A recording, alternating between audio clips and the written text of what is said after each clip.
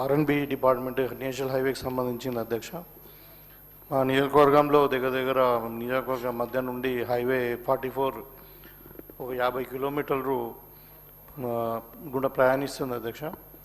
So అక్కడ అంటే beginning నుండి ఇప్పుడు హైవే ఎక్స్ప్రెస్ హైవే అన్నప్పుడు ప్రతి గ్రామం అది క్రాస్ అయినప్పుడు ఏముండాలంటే జనరల్గా సర్వీస్ రోడ్ ఉండాలి, తర్వాత ఒక సబ్వే ఉండాలి. సో మా నియోజకవర్గంలో దగ్గర ఒక 15 విలేజెస్ లైక్ ఇప్పుడు చంద్రాయనపల్లి నుండి గన్నారం 7th బెటాలియన్, అట్లనే డిచ్పల్లి, అర్గుల్, సుద్దాపల్లి ఇట్లా అన్ని గ్రామాలు క్రాస్ అవుతూ ఉంటే మరి ఎక్కడ కూడా సబ్వే లేవు అధ్యక్ష. ఉన్నా కూడా అవి ఊరు అవతల ఉన్నాయి. ఒక ఈ విలేజ్ ఇక్కడ నుండి అక్కడ దాటుకోవాలంటే 2-3 కిలోమీటర్స్ అవుతూ ఉంది. మళ్ళీ ఈ బ్యారికేడింగ్ లేకుండా సర్వీస్ రోడ్స్ లేకుండా ఉండడం వల్ల రోడ్స్ క్రాస్ చేయడం వల్ల రెగ్యులర్గా హై రేంజ్ ఆఫ్ యాక్సిడెంట్స్ అవుతూ ఉన్నాయి అధ్యక్ష.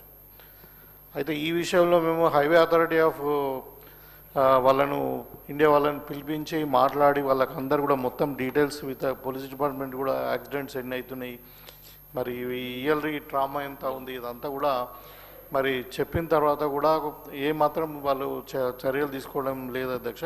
రెగ్యులర్గా యాక్సిడెంట్స్ అవుతూ ఉన్నాయి.